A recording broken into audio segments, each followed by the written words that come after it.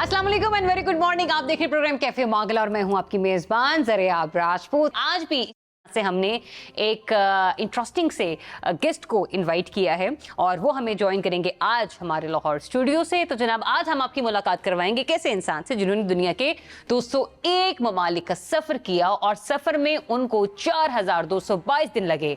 अपने इस सफ़र में 4 मुख्तलिफ नेशनल्स और पासपोर्ट का इस्तेमाल किया, नेशनलिटीज़ और पासपोर्ट्स का इस्तेमाल किया और लेर मोरेना दुनिया के उन 280 लोगों में शामिल हैं जिन्होंने 201 ममालिक का सफर किया है। जी हाँ, 201। मैंने अभी तक सिर्फ 2 का ही किया by the way.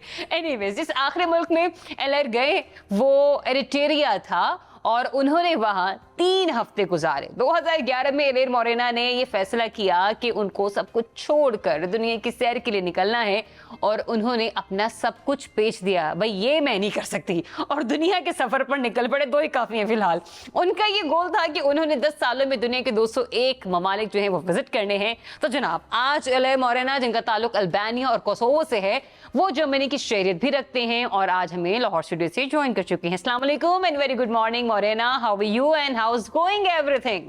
Good morning from Lahore and Assalamu alaikum. Well, Alhamdulillah, everything is fine. I'm healthy and yeah, it's beautiful today in Lahore.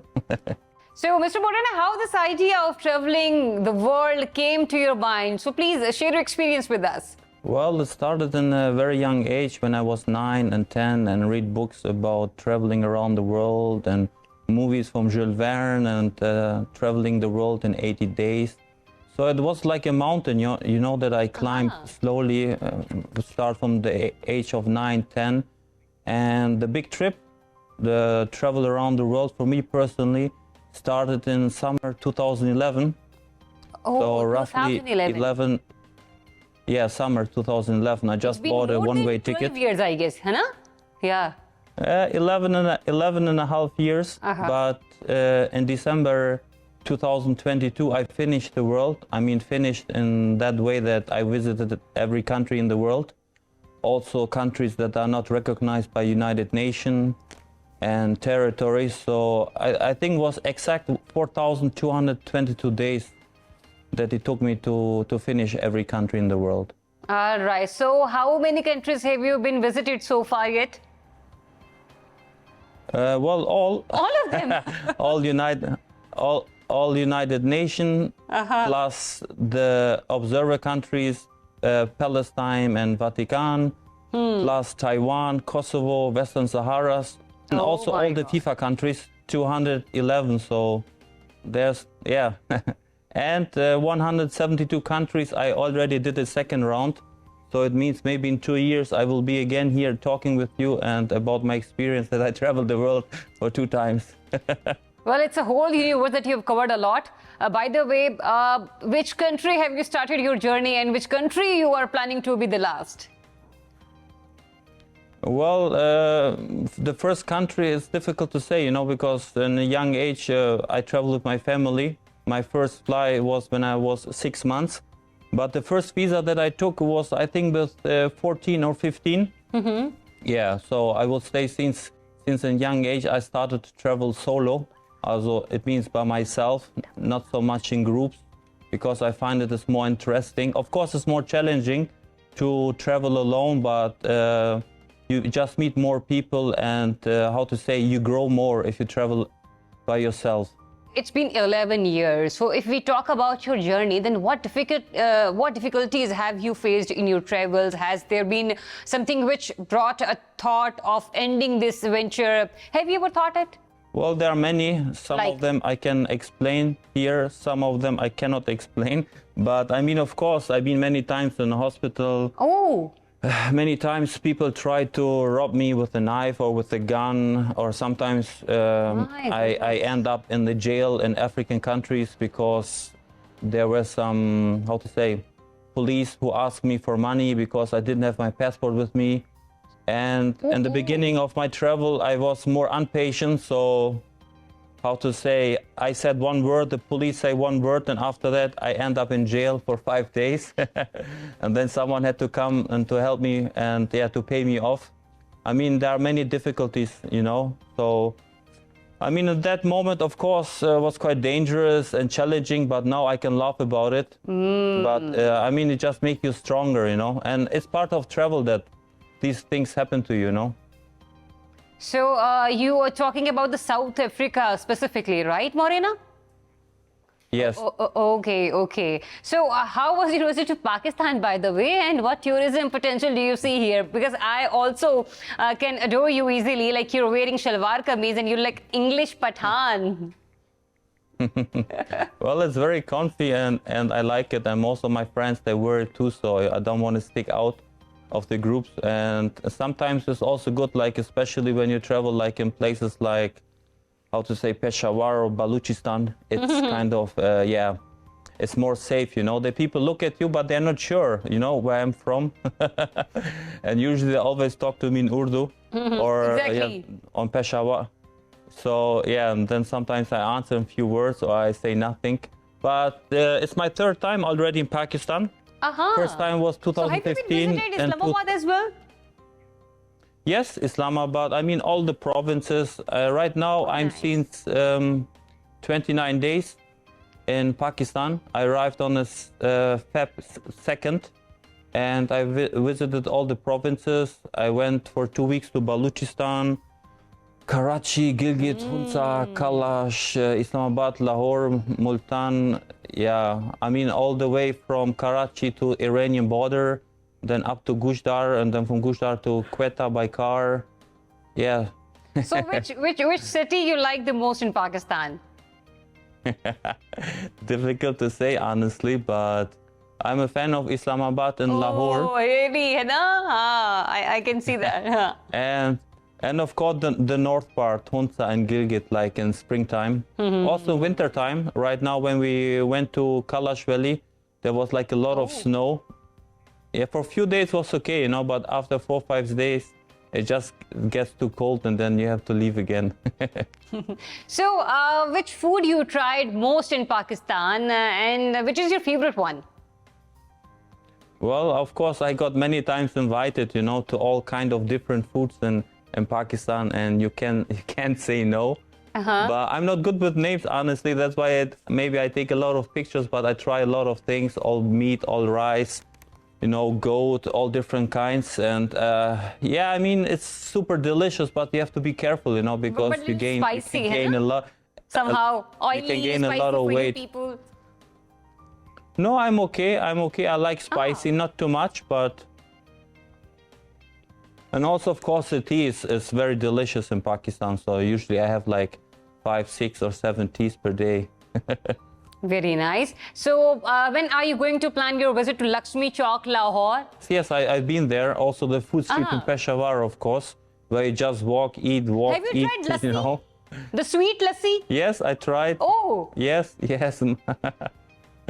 When I go with my friends, with my Pakistani friends, they always, Ilir, you have to try this, Ilir, you have to try that. And yeah, I think I gained like 5 or 6 kilograms more since I arrived in Pakistan. please let me know which country or people have you found the most hospitable around the world? Well, I don't have only one. I have like top 30, I would say. Like in every Top 30. continent, I have like 5. Okay. Yeah, top 30. But I can say Pakistan is definitely in top 10, because Pakistan has so much to offer and you have a lot of potential. But in the bad way, I mean, yeah, Pakistan has a kind of bad reputation when it comes to media. So I mean, yeah, and that way Pakistan has to work more on it. I mean, you have desert, you have the sea, you have the mountain, lake, rivers, a lot of culture. You have everything for tourism, honestly. But many people are sadly afraid to come to Pakistan or suspicious. Even when I post a lot of pictures, many people ask me, "Wow, is this really Pakistan?" You know, because Exactly. This is the question. Because the international media gives Pakistan always a bad reputation. But I hope in the future you will receive much more tourists. Anyway, I will come back in May with my clients, because I own a travel company, Oh, right. Marina's World Travel and Tours, and we will do a 2 weeks trip, start from Lahore, Islamabad, Funchal Gilgit. Of course, we will go to the Kalash Valley for the festival in May. So I'm trying to bring Very more and more nice. tourists and to show them.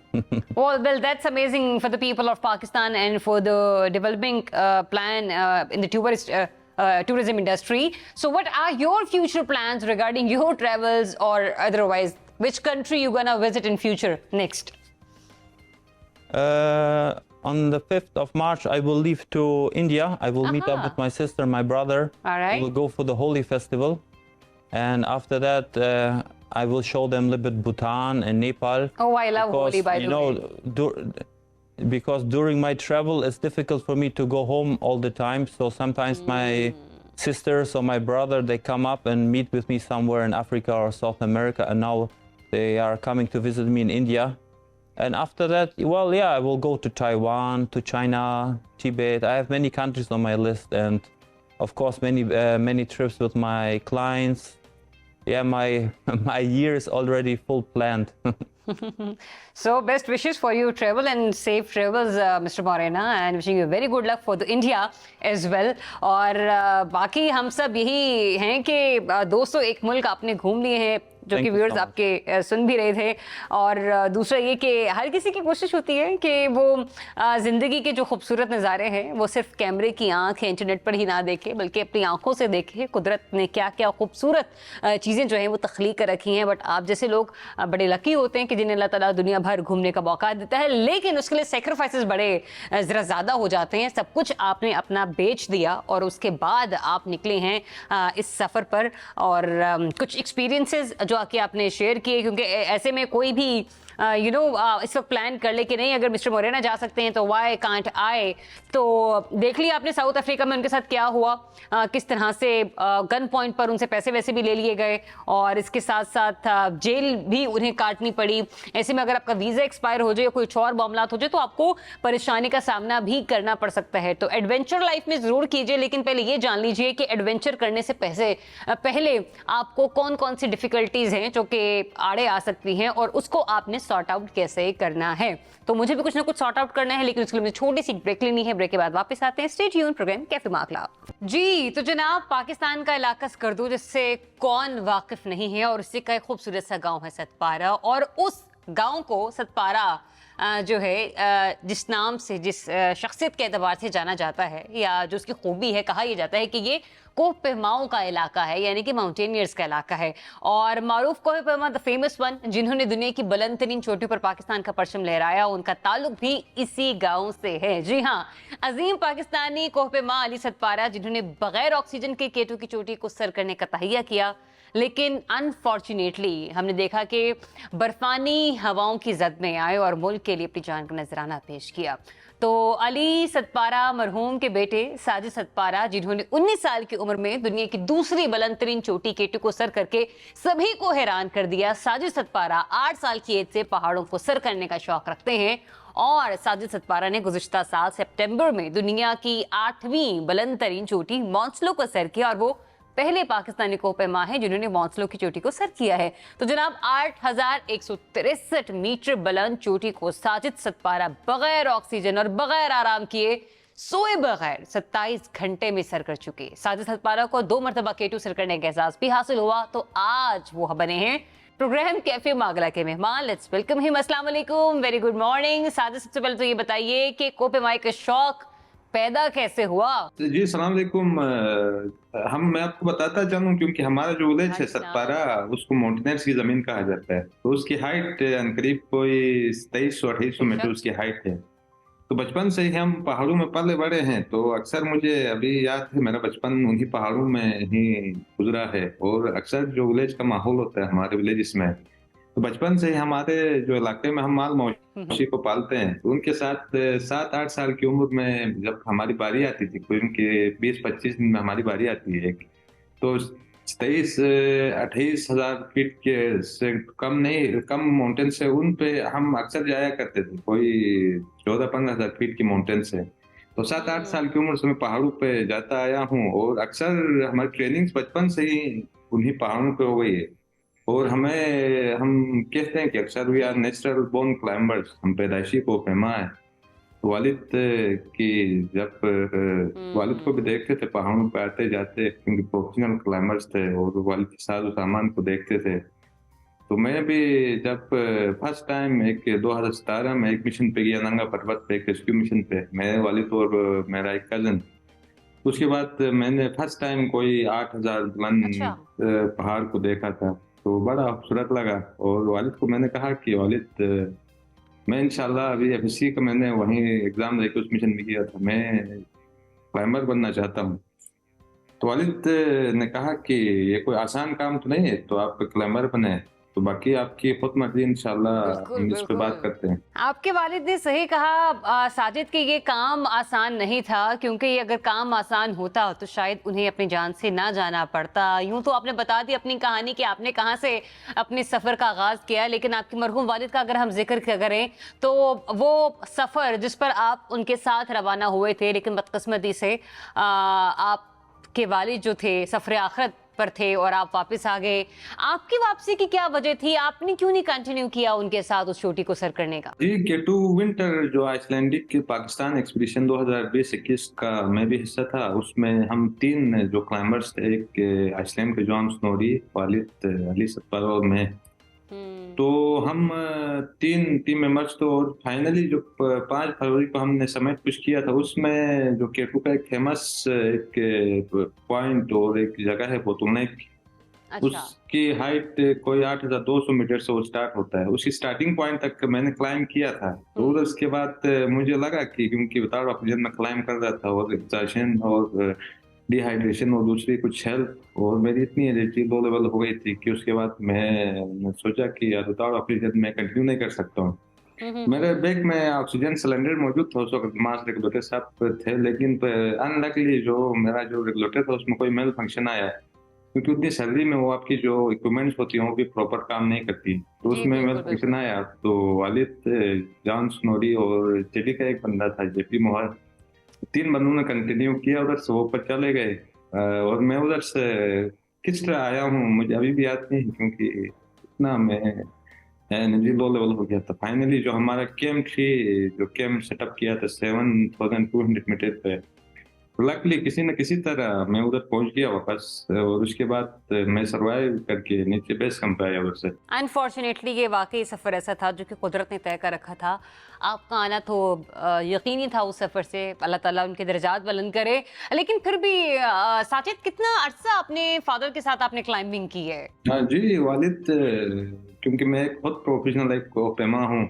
हम्म। मेरा यकीन है कि और history में, क्योंकि उनकी जो achievements थी उसको देखते हुए कि हिस्ट्री में उस तरह का कोई क्लाइंबर्स ना आएगा, और आई बिलीव कि ना फ्यूचर में कभी आएगा। तो मैंने अपने वालिद के साथ जो फर्स्ट टाइम जो K2 का अटेम्प्ट किया था 2018 में, मैंने अपने अच्छा। वालिद के साथ स्टार्ट किया था मैंने अपनी क्लाइंबिंग का, और एक रेस्क्यू मिशन में हम लोग नंगा पर्वत जो माजिनो रिच है, ये दुनिया का सबसे लॉन्गेस्ट रूट, उस पे मैं फर्स्ट टाइम मैं अपने वालिद के साथ गया था। और अपनी जो सारी बेसिक ट्रेनिंग्स होती हैं क्लाइंबिंग की, तो अपने वालिद से ही सीखी थी। तो काफी हम वालिद अक्सर जो मेरे दोस्त, जो वालिद के दोस्त होते थे, अक्सर वो कहते थे कि आप दोनों बाप बेटे की तरह नहीं, आप दोस्तों की तरह लगते हो, हाँ। क्योंकि माशाल्लाह वालिद भी काफी यंग लगते थे, वो बड़े स्पोर्ट्समैन हम्म। होने की वजह से तंदुरुस्त थे। हम दोस्तों माशाल्लाह। की तरह ही थे। तो काफी अरसा मैंने अपने वालिद के साथ क्लाइंबिंग में, और अक्सर सही हम सही घर सही। में होते थे तो हम अक्सर, क्योंकि हम प्रोफेशनल माउंटेनियर्स थे, तो हमारी फितरत भी मिलती थी एक दूसरे से, तो हम अक्सर घुल मिल के बैठते थे। अच्छा ये बताएं अपने एक्सपीरियंस से जरा हमें थोड़ा सा, K2 का पहाड़ सर करना मुश्किल है या फिर माउंट एवरेस्ट, दोनों में फर्क कितना है? हाँ जी भाई, इसमें K2 का और माउंट एवरेस्ट की कंपैरिजन करते तो इसमें मुख्तलिफ माउंटेन्स की अपनी स्पेसिफिक डिफिकल्टीज और उनकी अपनी एक वैल्यूज होती हैं। अभी माउंट एवरेस्ट दुनिया का अच्छा। सबसे बुलंद तरीन पहाड़ है, उसकी हाइट कोई 8,848 मीटर है, 29,000 की फीट उसकी हाइट, और K2 8,611 मीटर है, और 28,252 फीट K2 की हाइट है। हाइट डिफरेंस में, क्योंकि एवरेस्ट थोड़ा 200 मीटर, कुछ 200 मीटर ज्यादा हाई है, तो उसमें विदाउट ऑक्सीजन अगर क्लाइम करें तो थोड़ा एवरेस्ट टफ है। लेकिन दूसरे एंगल में, क्योंकि K2 एक स्टीप है, उसमें स्टीपनेस ज्यादा है, और उसका जो वेदर कंडीशंस अनप्रेडिक्टेबल होती है, और काफी हाँ, जो तभी बर्फानी तभी तोदे इसको आते हैं, किलर पत्थर माउंटेन भी गिरते कहते हैं, हैं ना? और बड़ा टफ है। लेकिन अभी फर्टिलिटी रेट और दूसरे एग्जैक्टली कुछ एग्जैक्टली उसमें पर्सपेक्टिव्स होते हैं कि माउंटेन की जो डिफिकल्टीज मेजर करने के लिए, तो केटू टफ है क्योंकि उसमें काफी फर्टिलिटी रेट हुई है और अब समिट भी काफी कम हुई है। तो एक क्लाइमर्स कम्युनिटी में केटू का एक नाम है, तो हम ही उसको समझते हैं और हम ही उसको रिकॉग्नाइज करते हैं कि केटू कितना मुश्किल है। और अक्सर हमें ही पता होता है कि हम उधर जाके हमने देखा है क्योंकि केटू पे चढ़ना कितना मुश्किल है। ट्रू। तो अक्सर क्योंकि माउंट बिल्कुल एवरेस्ट भी मुश्किल है, लोग लेकिन यही मोस्टली जो बताते हैं कि उसकी क्लाइंबर्स चढ़ाई बड़ी केटू को ही मुश्किल है। मुश्किल समझते हैं। अच्छा ये बताइए साजिद, आपने माउंट मॉन्सलो भी सर करने का एजाज जो है वो अपने नाम किया, वो एक्सपीरियंस कैसा था? माउंट मॉन्सलो समिट करने का ख्याल आपको कैसे आया? हाँ जी, ये माउंट मनासलू एक माउंटेनियरिंग कम्युनिटी में इसका एक अलग पहचान है। इसको माउंटेन ऑफ स्पिरिट कहते हैं। कू है अच्छा। रूहानी या रूहानी जो एक स्पिरिचुअल एक माउंटेन है और बड़ा प्यारा माउंटेन है। तो इसमें लास्ट 2019 में वालिद मरहूम फर्स्ट पाकिस्तानी थे जिन्होंने विदाउट ऑक्सीजन क्लाइम किया था। लेकिन लास्ट ईयर 2021 में एक नेपाली एक क्लाइंबर ने एक न्यू समिट डिस्कवर किया, कोई 50 मीटर अबव। उसके बाद सारे जो पहले जिन लोगों ने समिट की थी तो सारों की रिजेक्ट हो गई, तो वालिद की समिट भी रिजेक्ट हो गई कि वो नीचे से आए हैं। सारे जो क्लाइंबर ने समिट किया था, तो लास्ट ईयर 2022 में मेरा ख्याल है क्योंकि मैं उधर जाऊंगा और वालिद का एक एजाज है, उसमें इंशाल्लाह मैं गेन करने की कोशिश करूंगा, अपने नाम करने की कोशिश करूंगा। तो मैंने प्लान करके इधर से चला गया क्योंकि है इतना टफ। हाइट हाँ। उसकी 8163 मीटर है और दुनिया का आठवां बुलंद तरीन पहाड़ है, लेकिन दूसरे पर्सपेक्टिव से थोड़ा इजी है दूसरे प्लेनेट से। लेकिन उस लास्ट ईयर काफी चैलेंजिंग कंडीशन थी पहले की निस्बत, अनप्रेडिक्टेबल वेदर था और एवलांच आ रहे थे। तो मैंने काफी 2-3 दफा ट्राई किया, हम केम्ट्री से वापस आए वेदर खराब होने की वजह से। फाइनली मैंने समय पुश किया, वो भी बेस कम से मैं कोई 4800 मीटर की हाइट से नॉन स्टॉप किसी कैंप पे, क्योंकि हम अक्सर क्लाइंबर्स होते हैं तो कैंप 1 स्टे करते हैं, नाइट गुजारते हैं, कैंप 2 कैंप 3 कैंप 4, 3-4 दिन के बाद हम उस पहाड़ की चोटी पे पहुंचते टॉप पे। तो मैंने 23 घंटे मुसलसल बेस कम से क्लाइंबिंग किया क्योंकि मुझे लग रहा था कि इस तरह की चैलेंजिंग कंडीशंस में इसको इजीली हम इतने टाइम ज्यादा वो वेस्ट करेंगे तो वो हो नहीं सकता है। 23 घंटे मैंने मुसलसल न रेस्ट किया न कहीं पे नाइट स्टे किया, तो मुसलसल क्लाइंबिंग करके बड़ी मुश्किल से वो उसकी समय पे पहुंचा क्योंकि कहीं पे रुका ही नहीं था मैं। तो अल्हम्दुलिल्लाह वो एक कामयाब मिशन रहा मेरे। तो मैं फर्स्ट पाकिस्तानी बन गया, जो का एजाज था वो मुझे मैंने हासिल किया और मैं फर्स्ट पाकिस्तानी हूँ जो विदाउट ऑक्सीजन केटू उस मनासलू को क्लाइम कर चुका हूँ। अच्छा तो ये जो सारी स्टोरी आप मुझे बता रहे हैं, 27 घंटे बगैर ऑक्सीजन बगैर आराम किए आपने ये माउंट मॉन्सलो सर किया, वक्त कितना लगता है केटू सर करने में? हाँ जी, इसमें मुख्तलिफ अभी माउंटेन में टाइमिंग इसमें अब बंदे की फिजिकल कंडीशन पे डिपेंड करता है कि बंदा कितना फिट है। कुछ लोग 4 दिन लेते हैं केटू समिट करने में, कुछ लोग, लेकिन केटू बड़ा टफ माउंटेन है और दुनिया का दूसरा बुलंद तरीन पहाड़ है। इसको अभी तक जो शॉर्ट टाइम पे विदाउट ऑक्सीजन 3 दिन के अंदर क्लाइम किया लोगों ने, और मोस्टली जो लोग होते हैं 3-4 दिन ही लगते हैं। कुछ जो गिने चुने क्लाइंबर्स है 2 दिनों में भी विदाउट ऑक्सीजन समिट करते हैं, लेकिन मोस्टली इसमें मुख्तलिफ जो कैटेगरीज होती है क्लाइंबिंग में भी, एक सही विदाउट सही। ऑक्सीजन क्लाइंबिंग हाँ होती है, एक स्लो क्लाइंबिंग होती है, alpine style climbing, self climbing. इसकी अलग वैल्यूज ओ होती है इंटरनेशनल जो क्लाइंबर्स मतलब कम्युनिटी बहुत में सारे और टाइप्स हैं ना। मुख्तलिफ हाँ। प्लेटफॉर्म्स पे।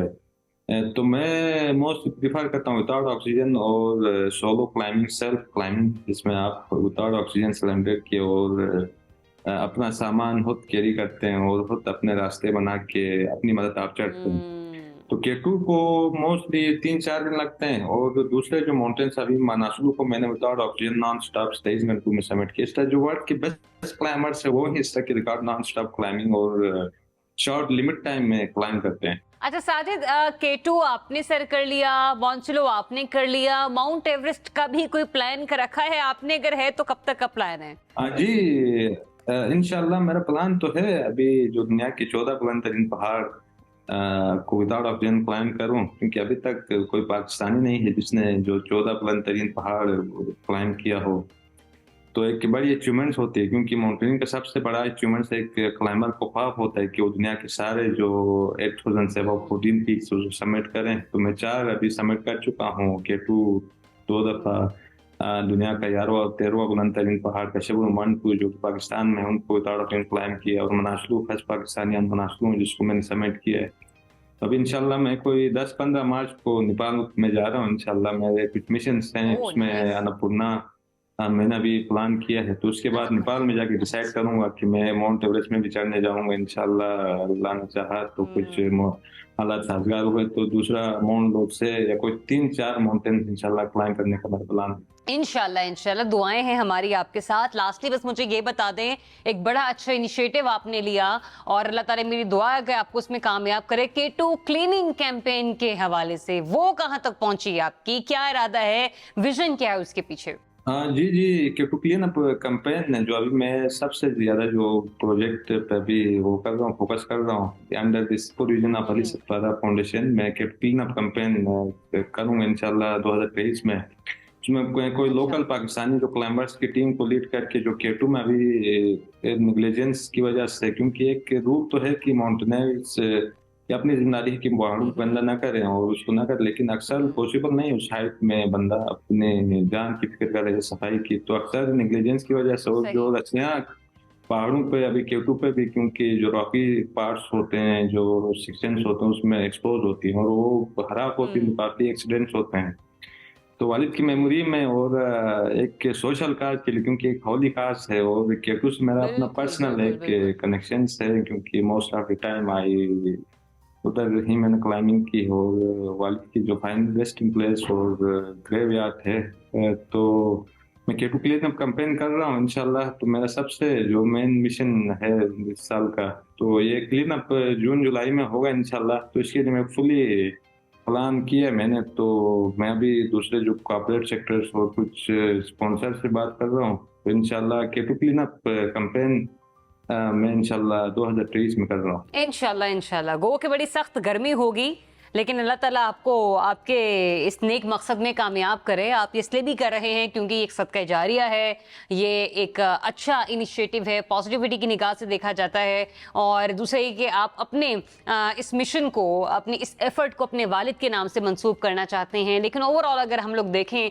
तो कोशिश ही की जानी चाहिए कि वो और ऐसी जगह, कुदरत का हर एक ऐसा हसीन मकाम कि जहाँ तक आपकी दस्तरस है, जिसको जाकर आप एक्सप्लोर कर कर आ रहे हैं, तो कोशिश करें कि जब दूसरे वहां पर उसको एक्सप्लोर करने के लिए पहुंचे तो उन्हें कचरा, गंद, कूड़ा वहां पर मौजूद ना मिले। क्योंकि ये ना सिर्फ इंसानों के लिए बड़ा गंदा सा, नामुनासिब सा माहौल कायम करता है, बल्कि वो स्पीशीज के जिनका वो मस्कन है, जगह जो कि वहां पे जाके रहती हैं, जिसमें हमारे चरिंद परिंद हैं, कुछ ऐसे नायाब परिंदे हैं जो कि वहां पर जाके रहते हैं, तो वो किसी भी किस्म की प्लास्टिक को, किसी भी कचरे को, किसी भी चीज को इस्तेमाल करके या हलक में फंसा के जो है ना वो मुश्किल का शिकार हो सकते हैं। बट एनीवेज, साजिद ने तो अपनी स्टोरी हमें बताई कि उनका शौक, उनकी हेल्दी एक्टिविटी, मुल्क को कौम का नाम रोशन करने के लिए, उनके लिए तो ये उनका एक पैशन है, उनका एक प्रोफेशन है जिसको वो लेकर चल रहे हैं। लेकिन बहुत सारे लोग ऐसे भी हैं कि जो कि अपना वीकेंड बड़ा साजगार बनाने के लिए, बड़ा हेल्दी बनाने के लिए क्लाइंबिंग के लिए जाते हैं और हाइकिंग के लिए पहुंचते हैं। स्पेशली मैं बात करूँ इस्लामाबाद की मागला की पहाड़ियों के हवाले से, जहां पर हमारे बहुत सारे ऐसे लोग हैं जो कि न सिर्फ इस्लामाबाद के रहने वाले हैं बल्कि रावलपिंडी और इसी गिरदुनवाह में रहने वाले भी अपनी हाइकिंग प्लान करते हैं most of the time weekend को। तो आज हमारे टीम मेंबर आसिम सिद्दीकी पहुंचे हैं हाइक करते हुए। देखते हैं, जानते हैं उन्हीं से कि किस ट्रेल पर वो मौजूद हैं और जो वहां पर आने वाले लोग हैं वो अपना वीकेंड हाइकिंग करके किस तरह से गुजारते हैं। तो जनाब आसिम सिद्दीकी साहब, दिखाइए क्या बता रहे हैं आप हमें। कुदरती हुस्न और सरसब्ज पहाड़ों के बीचों बीच वाक़या ये है इस्लामाबाद का ट्रेल 5, जहां छुट्टी के रोज़ लोगों की बड़ी तादाद इस मकाम का रुख करती है। पुरफ़िज़ा मकाम और हाइकिंग कैसे इंसानी जिस्म पर मस्बत असरात मुरतब करते हैं, जानते हैं लोगों से।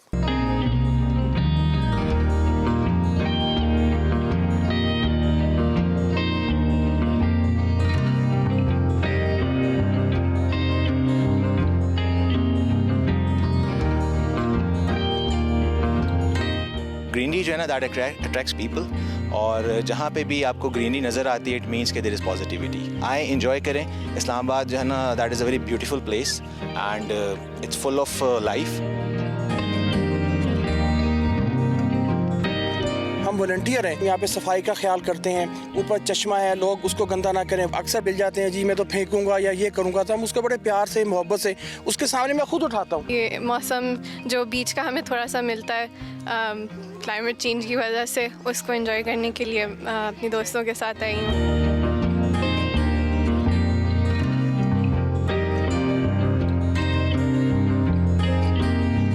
खाने का जो बेसिकली वो है, ज़्यादातर आउटिंग बाहर खाना खाते हैं और उससे हमारे कोलेस्ट्रॉल और काफ़ी वो होती हैं। तो इसके लिए इसी वजह से हम डेली दोस्त आते हैं, हर वीकेंड में या संडे को आते हैं या हफ्ते में 2 दिन आते हैं। तो इससे ये है कि बंदा सेहतमंद रहता है।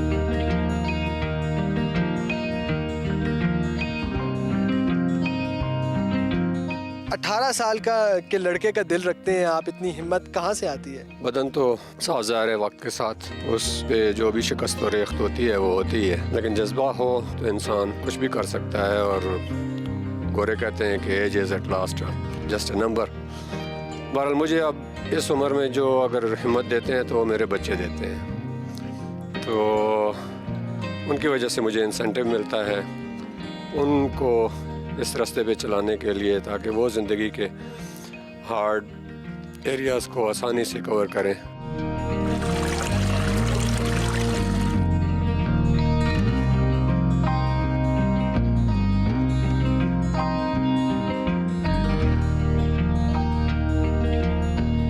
जहाँ तक मोटिवेशन की बात है तो वहीं पर दोस्तों का साथ भी काफ़ी ज़रूरी है। आप बताइएगा कि किस हद तक दोस्तों के साथ ने जो है इस मोटिवेशन को बरकरार रखा है? दोस्ती पकड़ के लेके आए 5 मिनट ये 5 मिनट 20 से 25 दफ़ा खैर से हो गया। और यहाँ पे जो ज़ईफ़ुल उमर लोग थे और छोटे बच्चे थे, उनसे ज़्यादा मोटिवेशन मिलती रही हमें कि जब वो वहाँ तो यहाँ तक पहुँच सकते तो हम भी पहुँच सकते हैं। 5 मिनट और करते करते अभी देखें ट्रायल ख़त्म होने पे आई है और यही मोटिवेशन मिलती है। और जब दोस्त साथ हो ना तो वो 5 मिनट जो है ना 1 या 2 मिनट के बराबर ही होते हैं।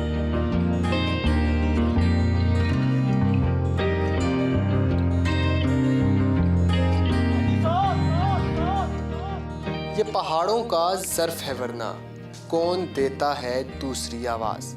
वालदैन की कुर्बानियाँ, दोस्ती की दिलचस्प कहानियाँ और कुदरत की दिलफरेब निशानियाँ। मार्गला के हसीन पहाड़ों में बनते हैं हम सफ़र ऐसे कई सबक आमोज़ किस्से। हाइकिंग करें और अपने आप को फिट रखें क्योंकि ज़िंदगी दूसरी आवाज़ नहीं देती। मोहम्मद आसिम सिद्दीकी, कैफ़े मार्गला, इस्लामाबाद। जी तो वापस आ गए हम लोग ब्रेक के बाद और डेफिनेटली बड़ा गर्म सा एक सियासी माहौल चल रहा है। आए रोज़ किसी न किसी केस की समाअत हो रही होती है, तो ये सब चीज़ें जो हैं वो अब तो ये भी नहीं पता चलता कि सियासत में कोई वीकेंड होता है या नहीं होता। बट एनीवेज हमारा वीकेंड हम इसको एंजॉय करने की भरपूर कोशिश करते हैं, लेकिन मुल्क में जारी जो गहमागहमी है डेफिनेटली वो बहुत सारे लोगों पर असरअंदाज हो रही है। सबसे ज़्यादा तो ये कारोबारी जो लोग हैं उन्हें बड़ा मुतासिर कर रही है और ऐसे में महंगाई डेफिनेटली बहुत बढ़ जाती है और बढ़ी हुई है। मज़ीद इसमें कहा जा रहा है कि इजाफा होगा। तो ये सब चीज़ें जो है ना ये हमें कहीं ना कहीं परेशान कर रही हैं, लेकिन हमें आउटकम्स निकालने हैं, हमें दूसरे रास्ते तलाश करने हैं चीज़ों को बेहतरीन बनाने के लिए। और ऐसे में जब हम लोग मुख्तलिफ रास्तों की तरफ बढ़ने की बात करते हैं तो एक टेक्नोलॉजी आपके साथ जरूर डिस्कस करते हैं। नेशनल यूनिवर्सिटी टेक्नोलॉजी मुकाबला जनाब पेशावर की फास्ट यूनिवर्सिटी में हो रहा है और इस कंपटीशन को ऑर्गेनाइज करवाने का जो मकसद है वो है टेक्नोलॉजी इनोवेशन को प्रमोट करना और स्टूडेंट्स और प्रोफेशनल्स को एक ऐसा प्लेटफॉर्म मुहैया करना कि जिसमें वो अपने न्यू इन्वेंशन से सोसाइटी के लिए, मुल्क के लिए एक पॉजिटिव किरदार अदा कर सकें। अब इस कंपटीशन में 30 मॉड्यूल्स हैं कि जिनमें प्रोग्रामिंग भी है, रोबोटिक्स भी है, गेमिंग भी है और मल्टीमीडिया शामिल है। हमें वर्चुअली ज्वाइन कर रहे हैं पेशावर से मोहम्मद अबीर और इस कंपटीशन में वो जो है उसके ऑर्गेनाइजर हैं। So let's speak with him. अबीर, अस्सलाम वालेकुम एंड वेरी गुड मॉर्निंग, कैसे हैं आप? वालेकुम अस्सलाम, अल्हम्दुलिल्लाह। अबीर, सबसे पहले तो ये बताइए कि ये जो आपका कंपटीशन है जिसे आप ऑर्गेनाइज करवा रहे हैं, बेसिकली इसके पीछे विजन क्या है? इसके पीछे बेसिकली जो विजन है वो है to explore and to innovate. अच्छा, आप पहले प्रॉब्लम्स एक्सप्लोर करें, आप मल्टीपल फील्ड्स जो टेक की हैं उनको एक्सप्लोर करें और एक प्रॉब्लम फाइंड आउट करें। जब आपको एक प्रॉब्लम मिलता है उसके बाद आप उसको एक सॉल्यूशन इनोवेट कराएं। ओके, जो इस प्रॉब्लम को सॉल्व करे। अच्छा, तो आपको लगता है, आप समझते हैं कि पाकिस्तान यूनिवर्सिटीज में स्टूडेंट्स जो हैं वो इनोवेशंस की तरफ बढ़ रहे हैं और हम लोग जो है जो स्किल्स एजुकेशन की तरफ जरा ज्यादा फोकस कर रहे हैं? एग्जैक्टली मुझे बड़ी खुशी हुई है जब मैं यूनिवर्सिटी में आया। पहले तो मुझे यही लगता था कि university is all about only book and हाँ, ड्राई बस पढ़ लो। राइट, बिल्कुल। बट जब मैं आया, जब मैंने एडमिशन लिया, अल्हम्दुलिल्लाह मुझे 4 साल, 4th फाइनल ईयर में हूँ मैं, और मैंने बाकी यूनिवर्सिटीज़ के साथ भी जब कनेक्ट खुद को करवाया तो पता चला कि हमारे स्टूडेंट्स जो हैं वो, including me, we are very diverse in if we talk about finding a problem and innovating a solution for it. ठीक, तो तैमूर मुझे ये बताएं, जो इवेंट आप ऑर्गेनाइज करवाने जा रहे हैं, कितने कंटेस्टेंट्स हैं जो कि इसमें पार्टिसिपेट कर रहे हैं, और क्या कोई रजिस्ट्रेशन का भी तरीकेकार था इसमें जो लोग पार्टिसिपेट कर सकते, प्रोसीजर क्या रहा इसका? सो बेसिकली हमने इस कंपटीशन के जो रजिस्ट्रेशन थे उनको हमने ऑटोमेट किया। हमने वेबसाइट बना दी उसकी, ठीक है। न्यूटेक ऑफिशियल वेबसाइट है। स्टूडेंट जिसने भी पार्टिसिपेट करना है, रजिस्टर करना है, they can just go to the website and get themselves registered.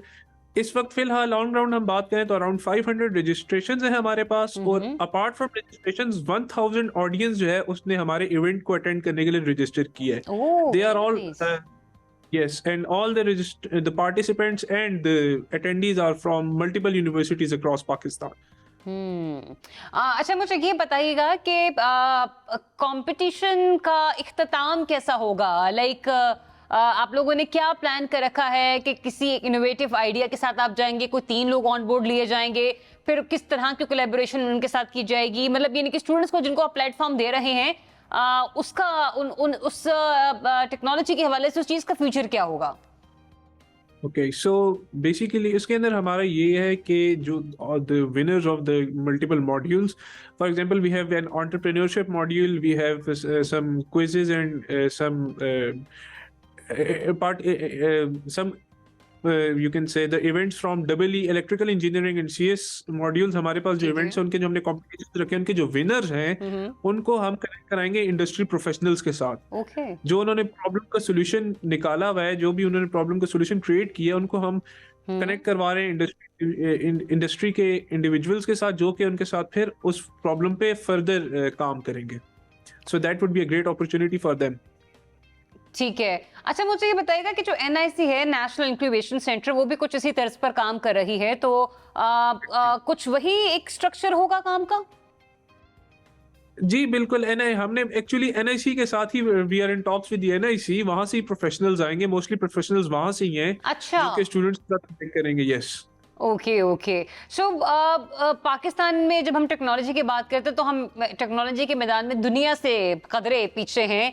मुकाबला करने के लिए हमें मजीद मेहनत करना होगी। ऐसे कौन से टेक्नोलॉजी मॉड्यूल्स हैं कि जिन पर आप लोगों का ज़रा कोर फोकस हो कि नहीं, सोसाइटी में ये मसाइल ज़रा छुपे हैं, अगर इस पर कोई ऑल्टरनेट लेकर आया जाए या इस मशीनरी पर काम किया जाए तो चीज़ें बेहतर हो सकती हैं? कुछ सेक्टर्स आपने हाईलाइट किए इस सिलसिले में? Ma'am, first of all artificial intelligence. अच्छा, चैट GPT एक आप कह सकते हैं कि एप्लीकेशन लॉन्च हो गई है world wide. It's causing an havoc. वो लोगों की जॉब, मैं समझता हूँ वो इट्स अ जॉब ईटर। ठीक है, वो आपकी जो है, जो लोग, वो काफी लोगों की जॉब्स को रिप्लेस करेगी।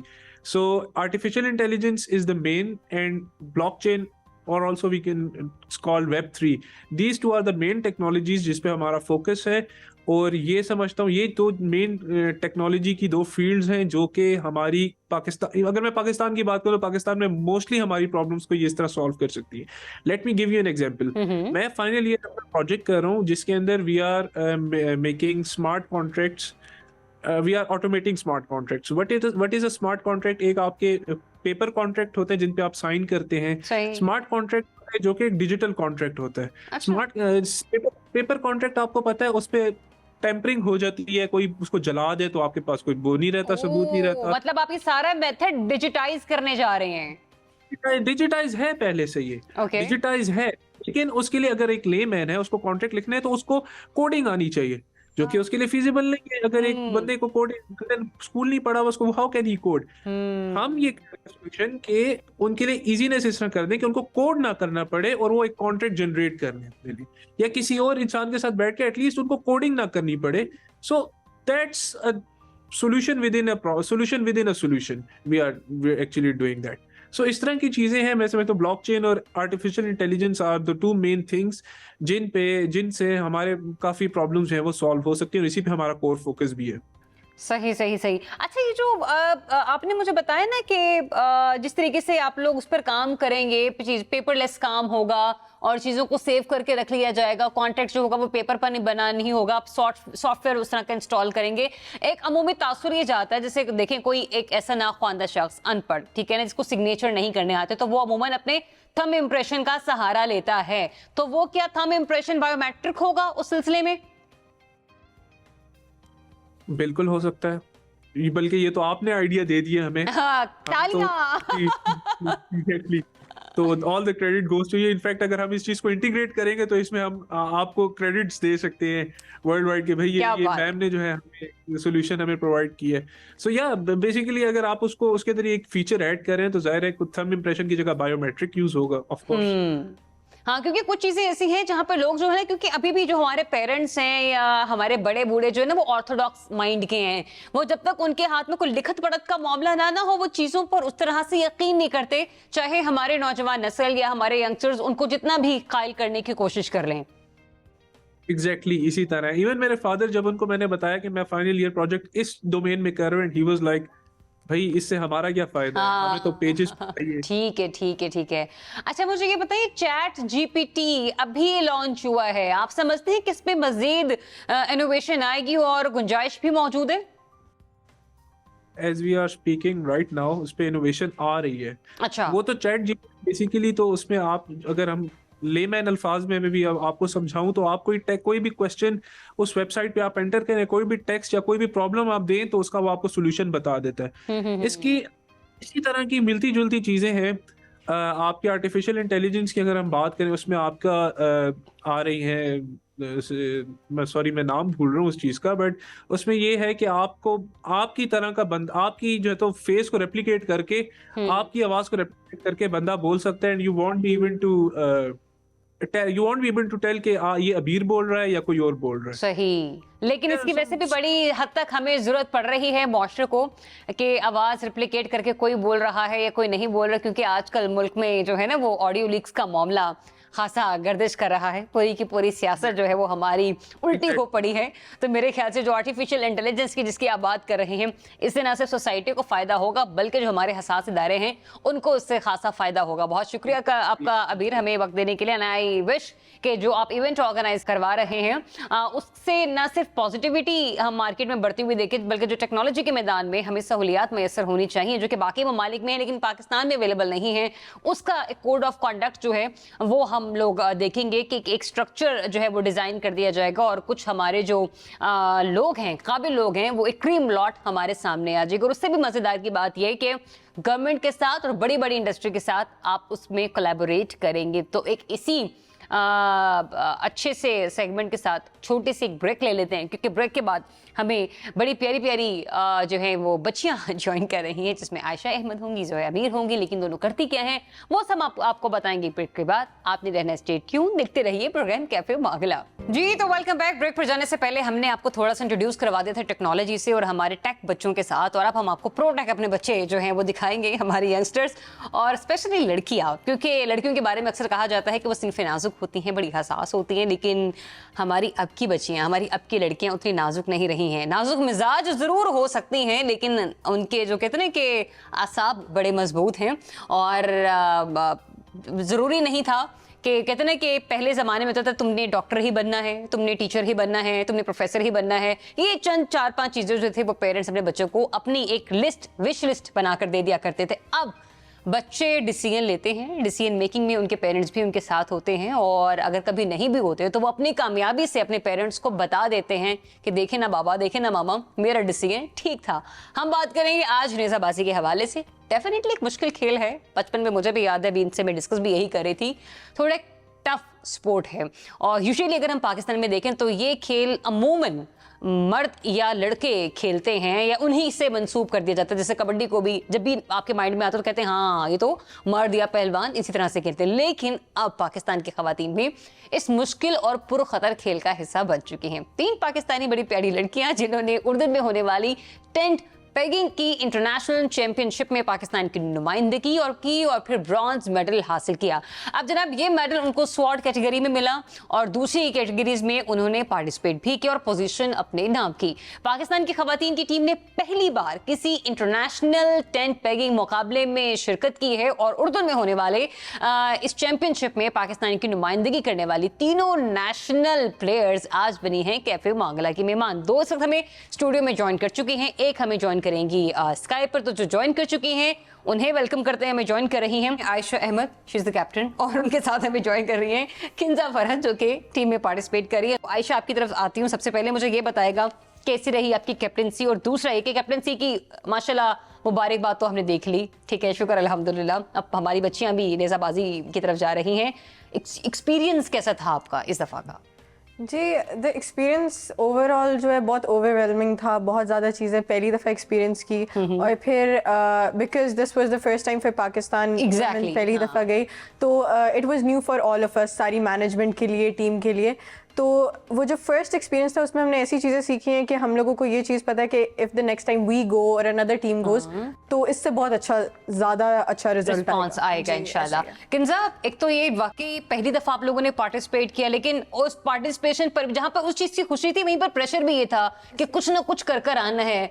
खुद आप समेत, आपकी टीम के कैप्टन समेत और बाकी जो मैनेजमेंट जिसने आप लोगों को पे एतमाद करके आप लोगों को भेजा था, कितना प्रेशर था? प्रेशर तो ऑब्वियसली बहुत ज़्यादा था। When you wear your country's flag तो फिर एक आपके ऊपर वैसी एडेड प्रेशर होता है कि you are representing your country. तो हम लोग को बस ये था कि we had to perform our best, और वो हमने किया। बाकी रिजल्ट्स अल्लाह ताला के सामने हमें दिए, we thankful for that. Definitely.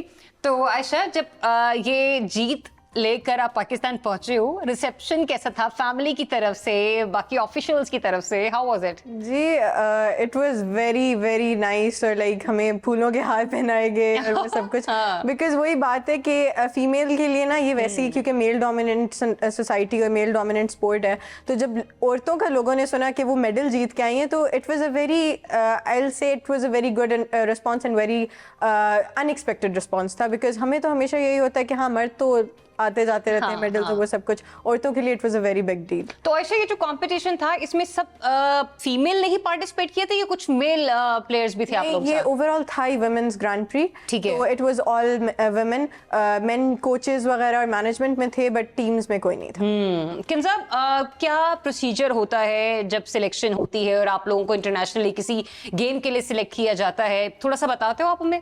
जी, तो बेसिकली होता यह है कि हर स्पोर्ट की there is a different federation. अब हमारी अगर बात की जाए तो there is equestrian federation of Pakistan, और पहली दफ़ा वुमेन ट्रायल्स अनाउंस किए गए थे बैक इन अगस्त। अच्छा। तो वहाँ पर ओपन ट्रायल्स थे, एवरीबडी कुड गो, पूरे पाकिस्तान से लड़कियों के पास अपॉर्चुनिटी थी कि वो जा सकें।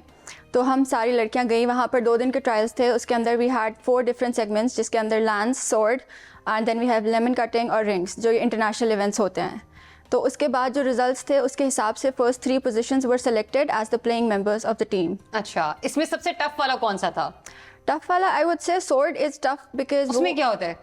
वो बेसिकली लांस तो हमें पता है कि जो देसी नेज़ाबाजी में एक लांस यूज़ किया जाता है जिसको नेज़ा कहते हैं। हाँ। इंटरनेशनली जो थोड़ा लंबा होता है, 7 वो देखा हुआ मैंने। हाँ जी। स्वॉर्ड का ये होता है कि sword is a lot shorter, plus हमें एक्सपीरियंस नहीं था स्वॉर्ड का, तो वो हमारे लिए इट वाज समथिंग न्यू, और मैंने तो पहली दफ़ा ट्रायल्स पर जाकर ही स्वॉर्ड को देखा था और उसको इस्तेमाल किया था।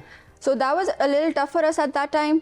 उसके अलावा एप्पल कटिंग, बाकी सारी चीज़ें दे वर न्यू एज वेल। तो अल्लाह अकबर, एप्पल कटिंग तो दीज वर समथिंग जो हमारे लिए नई थी, उसकी वजह से उस ट्रायल नई भी थी, लड़की डेंजरस भी थी। ऐसे इतना डेंजरस गेम घर वालों ने दे दी थी इजाज़त जब शुरू भी किया ये? जी, मुझे तो पर्सनली मेरे अपने घर वालों ने इस चीज़ में बहुत ज़्यादा इनकरेज करके भेजा था। जी, मदर्स तो आपको पता है थोड़ी डेलिकेट होती है, सेंसिटिव होती है, but my father was the one जिन्होंने लाइक मुझे ट्रायल्स पे भी उन्होंने लेके गए, और वो सब कुछ he was the one who gave me a push, because वो एजुकेशन के साथ ये सब कुछ मैनेज करना थोड़ा सा टफ हो जाता है। बाकी डेंजर की जहाँ तक बात है, तो आप घोड़े पे बैठते हो तो आपको सारे कॉन्सिक्वेंसेस और सारी चीज़ें पता होती है, कहीं गिर सकते हैं, गिर के टांग बाजू टूट सकती है। कितना टाइम लगा हॉर्स राइडिंग सीखने में? मैं तो बचपन से, हम दोनों के हम बचपन से कर रहे हैं, ऑलमोस्ट मुझे तो 12-13 इयर्स हो चुके हैं माशाल्लाह। तो जी, हॉर्स राइडिंग में प्रो है। नेज़ाबाजी ऑल्दो हमने लास्ट ईयर सीखी थी। किंजा, जब आप, क्योंकि वो जो एप्पल कटिंग बताया ना भी आपने, और कौन सा था दूसरा? रिंग्स। हाँ, वो तो आपस में भी आप लोग करते होगे ना, क्योंकि पहले तो खुद ही कहते ना कि आपस में ट्रायल्स चल रहे होते हैं तो जो आपस में ट्रायल्स चल रहे थे उस वक्त क्या सिचुएशन होती थी? मतलब आयशा किंजा ध्यान से मारना, मेरी आंख ना फूटे, या ये ना वो ना, वो वाला कितना टेरर होता था। बेसिकली एप्पल कटिंग और रिंग्स तो हम लोगों ने वहीं जाकर ही किए थे, we couldn't practice them before. बाकी ये था Ayesha and I were fortunate enough कि हमने नेज़ाबाजी साथ ही सीखी थी और हम लोगों ने बेसिकली एक शो रन के लिए सीखी थी नेज़ाबाजी, and then we went to we came to know about the trials और हम साथ ही गए थे। तो एक हमारा एक दूसरे का सपोर्ट था, we were encouraging each other कि चलो तुम्हें भी नहीं आता मुझे भी नहीं आता, ये भी सही है, तो साथ ही करेंगे। तो when we went to the trials हमारा मेन मोटिव था कि we have to do our best, क्योंकि it was something very new for us, तो we just wanted to give our best and that's what we did.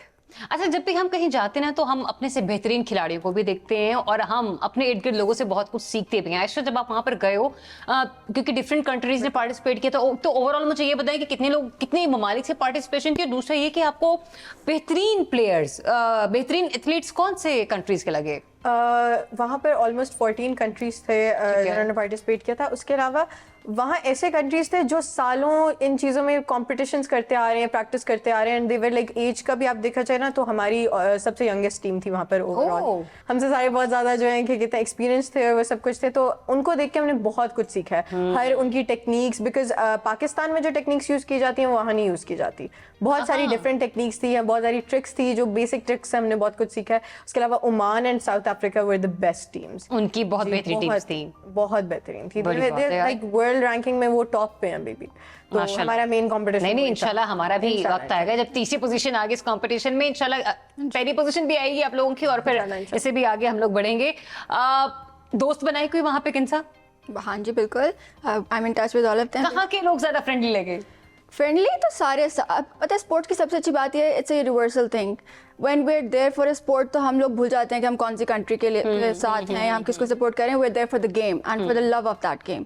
तो जब हम लोग Jordan गए, we were there like a family, हमें नहीं लग रहा था कि हम पहली दफ़ा मिल रहे हैं। Saudis were like our sisters, South Africans जो थे उनने हमें टेक्निक में बहुत हेल्प किया, like everyone was there for each other. वो फीलिंग नहीं आ रही थी कि we are here for a competition. और स्पेशली एक ऐसी टेक्निक किंजा जो आप लोगों ने कहा कि ऐसे कोने में आयशा ये तो लाजमी सीखनी है, ये ट्रिक लेनी पड़ेगी। असल में पाकिस्तान का थोड़ा सा ये है कि बिकॉज नेज़ाबाजी is our game, we are the pioneers, तो हम लोग थोड़ा सा ना इस चीज़ को शायद ईगो पे ले जाते हैं कि अब south Africa focuses on the technique, while Pakistanis they focus on speed and they just want to know, they just pick the peg. So South Africans के पास technique है which we need to learn, because at the end of the day it's working for them, because the world champion is South Africa right now.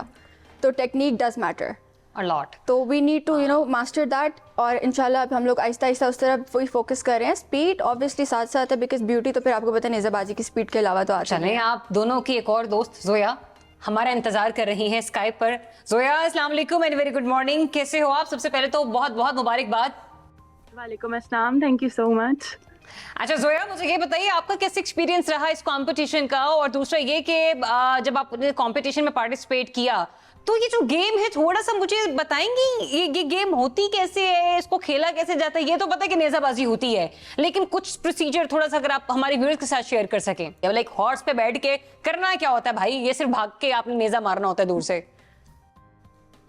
Experience की जहाँ तक बात है, experience बहुत कमाल का था। It was very great, because हम लोग अपने होम ग्राउंड में भी नहीं थे, वहाँ पे हमारे होम हॉर्सेस भी नहीं थे। लाइक वहाँ पर हॉर्सेस की सीट डिफरेंट, हॉर्सेस का बिहेवियर डिफरेंट, हर तरह से डिफरेंट, और लोग भी नहीं थे, लोग भी दूसरी होस्ट कंट्रीज के थे।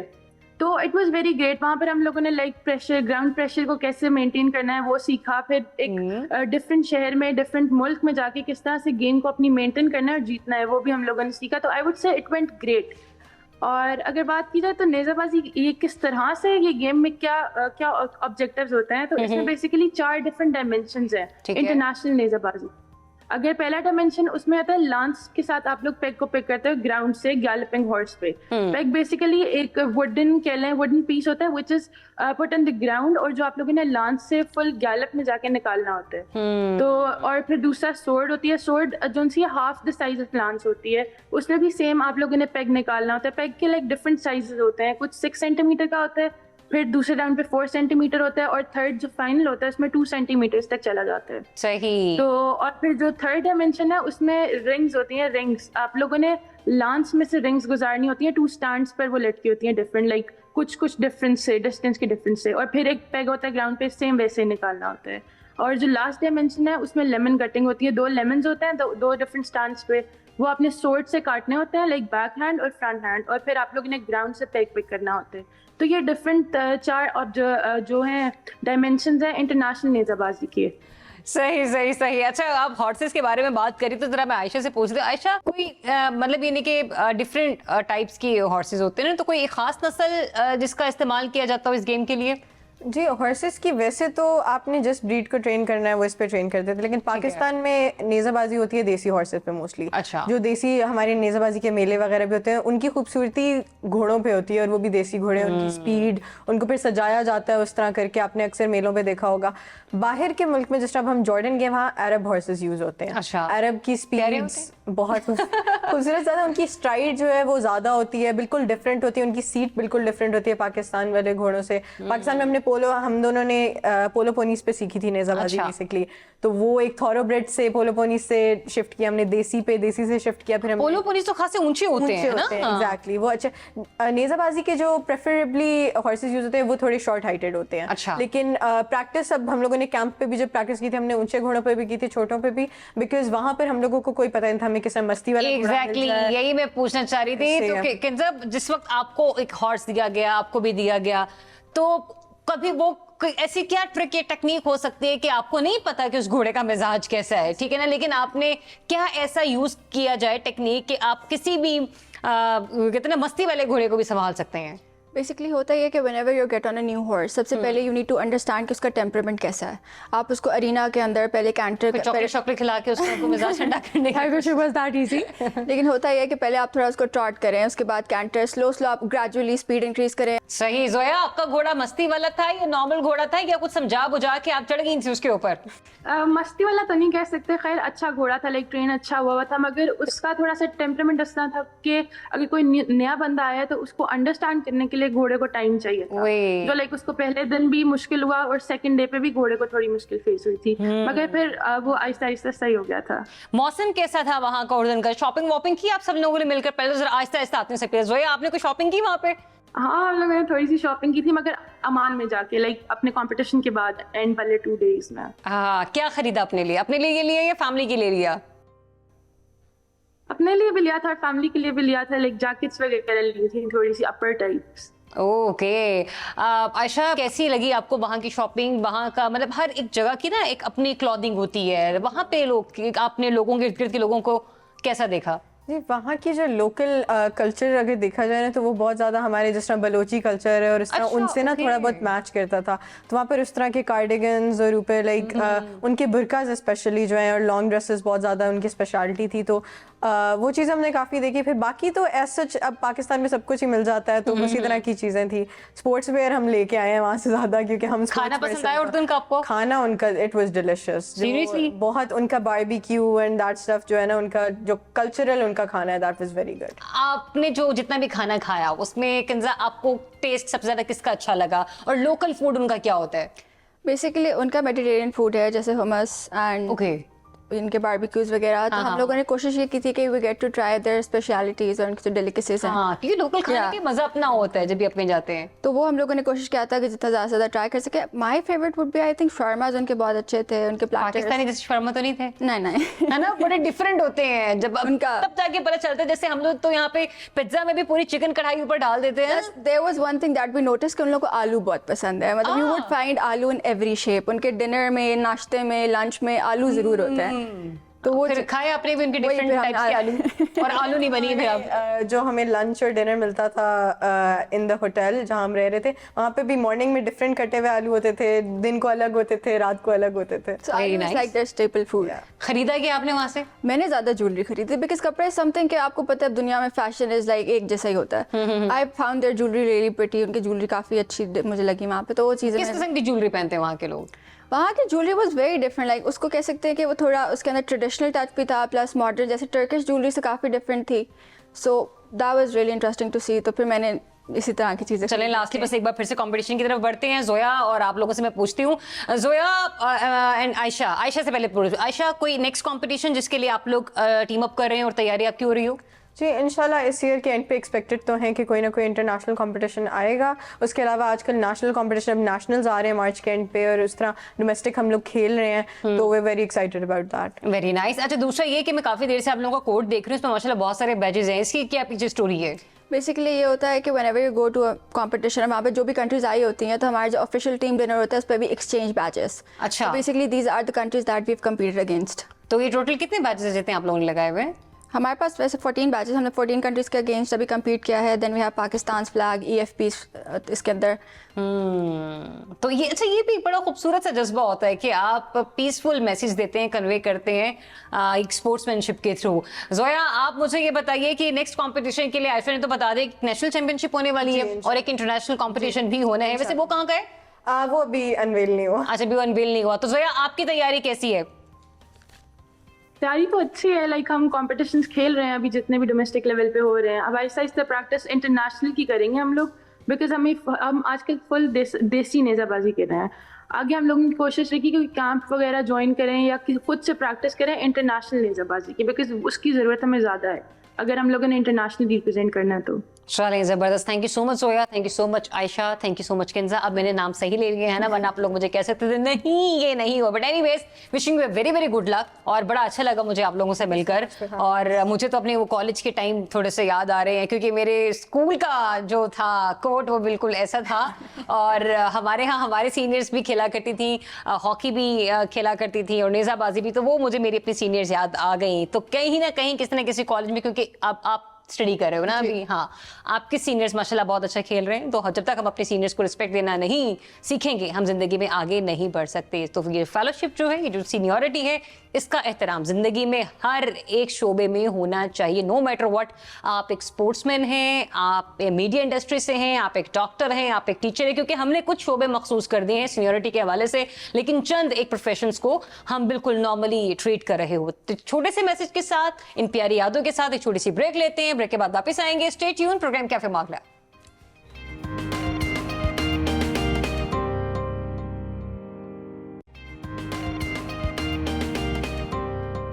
जी तो वेलकम बैक। प्रोग्राम का हमारा आखिरी सेगमेंट, और सेगमेंट होता है थोड़ी सी एंटरटेनमेंट के हवाले से, और वो एंटरटेनमेंट जो कि हमारे यंगस्टर से रिलेटेड रखती है। यंगस्टर से मुराद ये कि वो जो हमारा टैलेंट, अभी यंग टैलेंट है, ठीक है, जिसको अभी इंडस्ट्री में आए कुछ साल हुए हैं, लेकिन क्योंकि ये इंडस्ट्री बड़ी जालिम है, इसमें आपको अपना नाम बनाने के लिए बड़ा लंबा तवील अरसा निकालना पड़ता है। और कुछ बाज़-औक़ात कुदरत ऐसे मेहरबान होती है कि छोटे से ही अरसे में, छोटे से ही एक लम्हे में, एक टाइम में आपकी कोई ना कोई वीडियो, कोई ना कोई चीज़ वायरल हो जाती है। तो उसके लिए आपको शायद कभी इतनी मेहनत भी करनी नहीं पड़ती, लेकिन मेहनत का फल तो आपको मिलकर ही रहता है, चाहे जल्दी मिल जाए चाहे थोड़ा लेट हो जाए। कुदरत कब मेहरबान हो जाए हमें पता नहीं चलता। आज हम आपकी मुलाकात करवा रहे हैं एक मल्टी टैलेंटेड पर्सनैलिटी से, जो कि सिंगर भी हैं, सॉन्ग राइटर भी हैं, एक्टर भी हैं, और अब तक उनके 11 सॉन्ग्स रिलीज हो चुके हैं। 2 ड्रामा सीरीज में वो काम कर चुके हैं। स्टूडियो में हमें ज्वाइन कर चुके हैं कासिम बिन तारिक। अस्सलाम वालेकुम and very good morning. Qasim कैसे हैं आप? Very good, thank you. Qasim वैसे तो मैंने काफी चीजें एक्सप्लेन की, लेकिन जो सबसे ज्यादा मुझे इंटरेस्टिंग लगी ना, वो मुझे आपकी एड्स वाली बात लग रही है। तो क्योंकि मैंने अक्सर लोगों से एंटरटेनमेंट की सुना, तो वो कहते हैं एड्स करने में जरा ज्यादा मजा आता है बजाय इसके कि आप ड्रामा वगैरह करेंगे, क्योंकि वो टाइम टेकिंग बहुत ज्यादा होती है। तो क्या आपको क्या डिफरेंस नजर आता है? बेसिकली एड्स जो है वो एक ऐड का शूट 1 या 2 दिन या मैक्स, क्योंकि ये माहिरा खान ने भी बोला हुआ है ना कि उन्हें ड्रामा या मूवी से काम करने में सबसे ज्यादा मजा एड्स में काम करने पर आता है। हाँ, एक वो शॉर्ट टर्म के लिए एक नया एक्सपीरियंस होता है, स्टोरी बोर्डिंग होती है प्रॉपर, एक उसका तरीकाकार होता है। Obviously dramas are a bit longer, films are very longer. हाँ, बड़ा आपको पेशेंस चाहिए होता है करने के लिए, बिल्कुल, है ना? तो I guess maybe that's why. आपको सबसे ज्यादा क्या अच्छा लगा, गाना, एक्टिंग या ये एड्स कमर्शियल? मुझे singing comes very naturally to me, but acting में भी बहुत मजा आता है। बहुत मजा। किस वक्त आपको ये एहसास हुआ कि सिंगिंग तो मैं कर ही रहा हूँ और कर भी लेता हूँ, लेकिन एक्टिंग भी अब मैं कर ही लेता हूँ, मतलब मुझे एक्टिंग की तरफ जाना चाहिए? क्योंकि बहुत कम सिंगर्स ऐसे हैं जो एक्टिंग की तरफ जाते हैं। नहीं जी, since I was a kid, ever since I was in school, अंदर ही एक्टर छुपा हुआ था किसी कोने में। हाँ, प्रेप क्लास से ही बस मेरा यही था singing। अच्छा, वो जो स्कूल के टैबलोज शैबलोज और वो थे, अच्छा सब में पार्टिसिपेट किया है? हाँ, बहुत ओह वेरी नाइस। जोर शोर से। जोरों शोर से? हाँ, बहुत। मतलब यानी कि फिर फैमिली की तरफ से भी वो एक प्रेशर बिल्ड नहीं हुआ होगा कि ये तुम किन पंगों में फंसने जा रहे हो और क्या है क्या नहीं है? फैमिली को कंसर्न होता था कि पढ़ाई डिस्टर्ब ना हो, तो वो हम कोशिश करते थे कि पढ़ाई करते रहे, साथ साथ अपना ये वाला वेरी नाइस।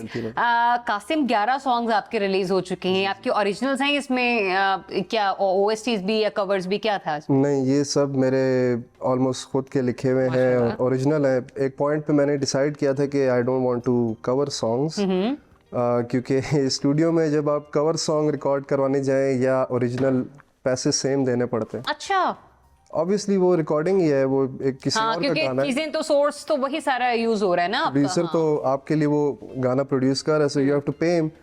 तो शुरू में when I went, I thought कि मैं कवर्स रिकॉर्ड करूंगा, but the amount I was being charge for both was same, तो देन आई सेड कि why not do the originals. तो वो करते करते कुछ साल गुजर गए, अब एक अल्हम्दुलिल्लाह अपना एक कुछ छोटी सी। दुखी गाने गाते हो या मूड चेरिश करने के लिए गाते हो?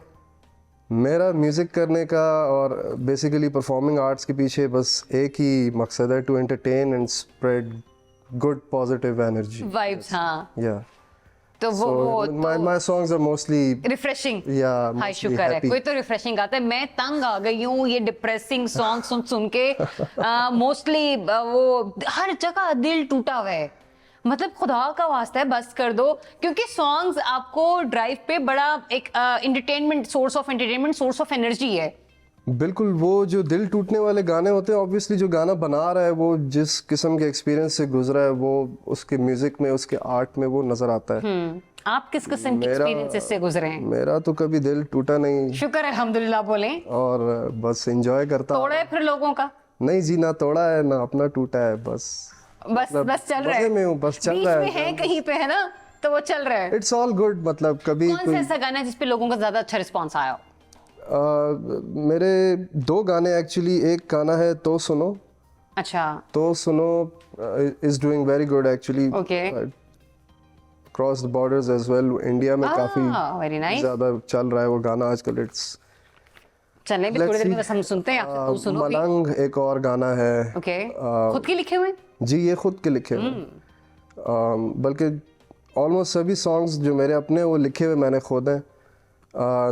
तो सुनो अलबत्ता ये एक मज़े की स्टोरी है। एक मेरे बैंड ने बेसिस थे वलीद मज़र, वो कुछ लाइंस उन्होंने लिखी हैं, कुछ उनके कोलीग थी, कुछ उन्होंने लिखी हैं, कुछ मैंने लिखा है। पुलाव बना दिया आप लोगों ने, है ना? किसी ने बोटियां डाल दी, किसी ने चावल डाल दिए, किसी ने मसाला डाल दिया, बस ऐसे ही तो फिर मिलजुल के सब ओके, वेरी नाइस, इसी तरह सक्सेस अचीव होती है।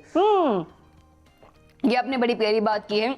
किसी एक दोस्त ने मुझे कहा था कि जरिया, जो टीम वर्क होता है ना, वो बड़ा मैटर करता है, और उस टीम वर्क से जो सबसे अच्छी बात निकलती है वो ये होती है, जिंदगी में अप्स एंड डाउन्स चल रहे होते हैं, कभी आपका बुरा वक्त तो कभी मेरा वक्त, लेकिन किसी एक का अच्छा ऐसा होता है कि जिसकी वजह से हम 2 लोगों को रोजगार जुड़ जाता है। बिल्कुल, और वो अपनी जिंदगी की नेकी हमारे साथ जोड़ देता है। बिल्कुल। एट दैट टाइम जब ये तो सुनो गाना मैं लिख रहा था, तो उसका जो मेन कोरस है और ब्रिज वाला पार्ट, जो basically half of the song, वो मैंने फिगर आउट किया हुआ था। उसके गिर्द मैंने क्या करना है वो मुझे समझ नहीं आ रही थी, तो उसके लिए मैंने वलीद मेरा दोस्त था, उससे मैंने रब्ता किया। फिर उनकी एक कोलीग थी ताहिरा टिवाना जी, अच्छा, उन्होंने वो लिरिक्स, वो जो आजकल वो काफ़ी हिट हो गए उनके लिरिक्स, मतलब वो दिल की ये बातें, वो वाली लाइन है बेसिकली, वो उस मैडम ने लिखी थी। और अच्छा, बड़ी बात है कि आप क्रेडिट दे रहे हैं साथ ही साथ कि नहीं भाई ये जुमले जो थे, ये लाइन, ये स्टैंजा उन्होंने लिखा था, वरना मोस्टली आर्टिस्ट ऐसे नहीं करते। नहीं, मैं कार्मों में बड़ा बिलीव रखता हूँ, रखना भी चाहिए। अगर किसी का क्रेडिट ले लेंगे तो कल को कोई हमारा क्रेडिट ले लेगा, ये तो मकाफात अमल है। बड़ी नहीं, ये तो बड़ी अच्छी बात कर रहे हैं आप, काफी एक एनर्जी भी मिल रही है मुझे आपसे। किस किस्म की एड्स करते हैं?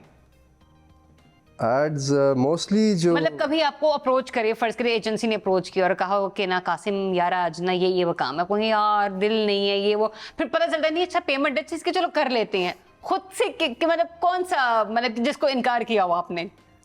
मेरे वालिद साहब ने, मेरी जो जर्नी मेरी स्टार्ट हुई थी 2010-2011 वाले टाइम पे, उन्होंने मुझे शुरू में ही कह दिया था कि बेटा पैसे को माइंड में रख के कभी काम मत करना, जो भी आपके पास काम आता है, be humble, take it as a blessing and you know just go and get that experience. मैं अभी तक आई एम 31 years old और अभी तक जो भी मैंने काम किया है, मैं I am just enjoying and having the experience. May be आगे जाके आई डोंट नो कुछ और मैं करना शुरू कर दूं जहाँ पे ये सारा एक्सपीरियंस काम आ जाए। तो कभी मैंने उस तरह से सोचा नहीं, बस जब काम आ गया आई जस्ट से अल्हम्दुलिल्लाह, thank you for the blessing, just go to work, that's it. अच्छा, दूसरा मुझे ये बताएं, जो अब तक आपने 2 ड्रामास किए, एक आपने किया तावान, एक के आपने लम्हे, कौन सा कैरेक्टर ज्यादा अच्छा लगा? दोनों कैरेक्टर्स एक दूसरे से काफी मुख्तलिफ थे। अच्छा। जो तावान वाला कैरेक्टर था वो भत्ता शत्ता तो नहीं ले रहे थे आप उसमें? नहीं अच्छा। नाम ऐसा है इसका, बट उसमें एक पठान लड़के का एक किरदार था जो कि अपने सिटी साइड पे रहता है। ठीक है। वो थोड़ा सा जरा ज्यादा मेरी तरह था, उसके जो डायलॉग्स थे वो भी आपकी तरह से क्या मुराद है?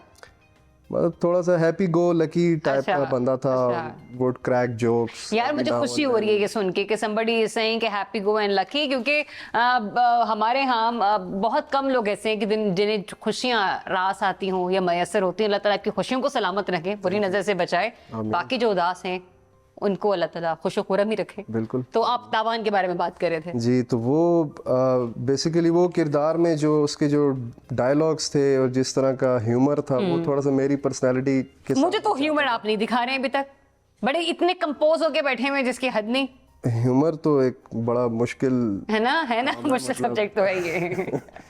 I know. बट आप सवाल जिस तरह पूछ रही हैं, मैं तो बस आपको फॉलो कर रहा हूँ जिस तरह आप पूछ रही हैं। लेकिन वो उसमें एक मुस्कुराहट भी तो होती है ना, उसमें एक चेरिशेबल मोमेंट होता है। लाइक मुझे पता है कि मैं अपने गेस्ट से बात कर रही हूँ, तो वो एक इन्वायरमेंट मैंने ही क्रिएट करना है अपने ऑडियंस के लिए, फिर अपने गेस्ट के लिए, उसको कंफर्ट जोन में लाने के लिए। आपकी एनर्जी को I am trying to match, maybe you know आगे जाके। ब्लैक कॉफी पिया करें फिर। अभी तो इंटरव्यू चल रहा है, दौड़ेंगे आप।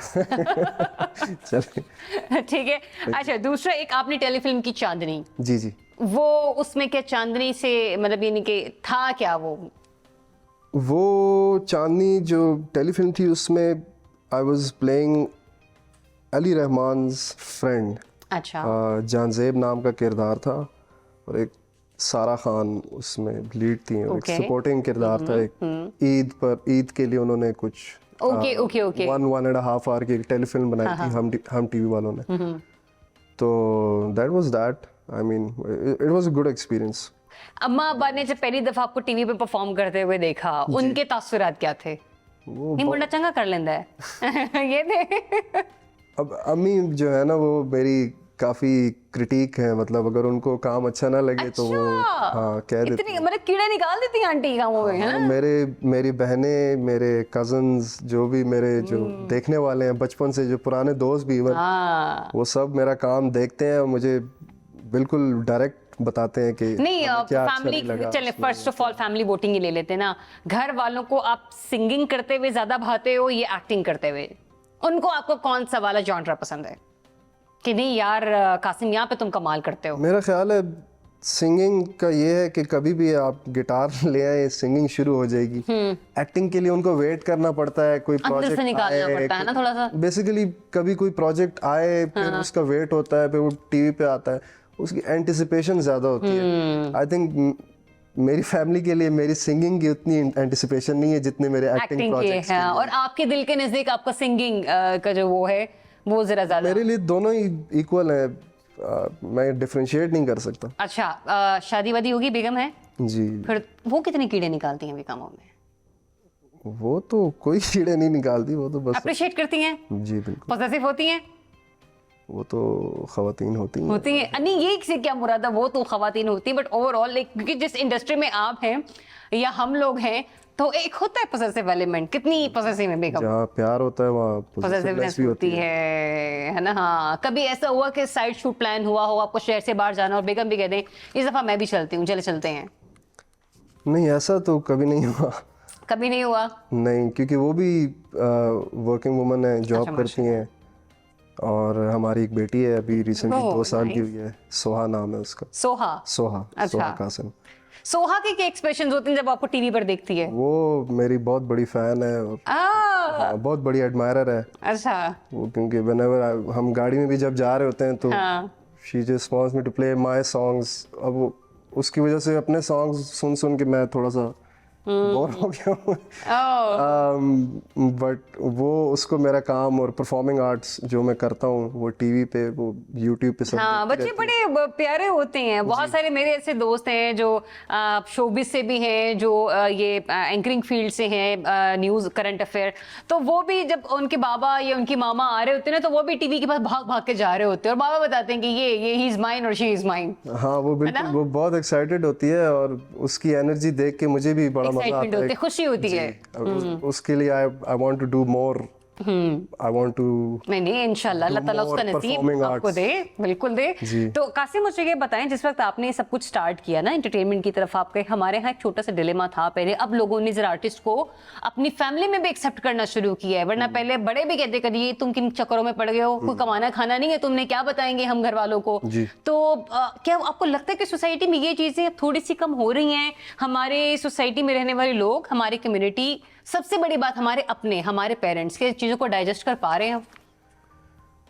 देखें, ये मेरी जो अपनी भी जो स्ट्रगल है वो यही रही है, क्योंकि जब मैं बड़ा हो रहा था तो ऑब्वियसली जो मेरा सर्कल था उसमें यही बात होती थी कि ये arts, you can't make a career out of arts. आपने आर्ट्स पढ़ी हुई है? नहीं। अच्छा। मैं, यही मेरा पॉइंट है कि आई हैड एन आइडिया कि एक परफॉर्मिंग आर्ट्स का करियर होगा, but I don't know I will be able to survive on that or not. So I got into studies, I am an electrical engineer. अच्छा, माशाल्लाह जी।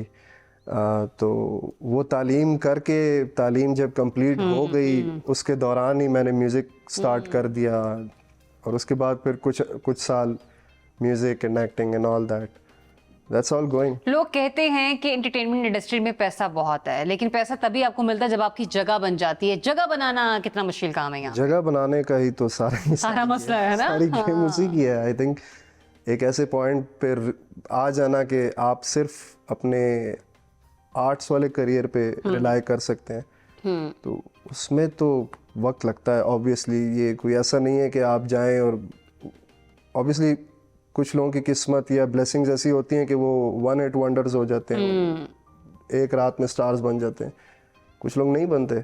ऐसे ही है। तो मैं इस चीज़ को इतनी अहमियत नहीं देता।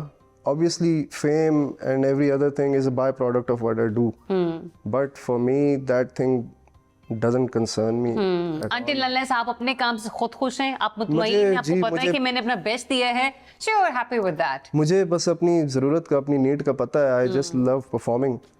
तो as long as performing arts is happening, whether it's singing, dancing, acting, I'm a happy man। Oh माशाल्लाह माशाल्लाह। क्या इरादे हैं for the future? इरादे तो पुख्ता हैं, काफी बड़े बड़े हैं। अब वेरी नाइस। किस कैपेसिटी में पूछ? मैं आपके करियर कैपेसिटी में पूछ रही हूँ Qasim. Obviously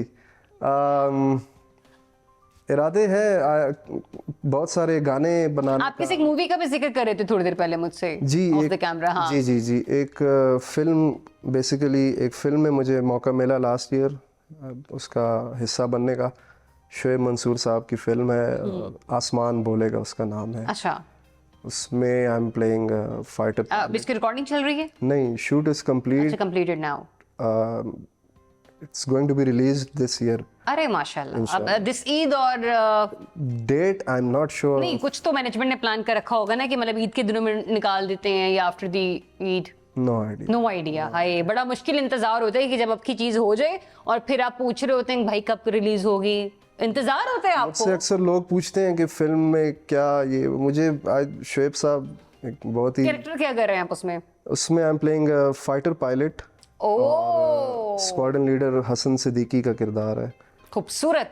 So it's an interesting interesting होने वाला है ना। ये तो जहाज से ही उड़ा लेते हैं या जहाज?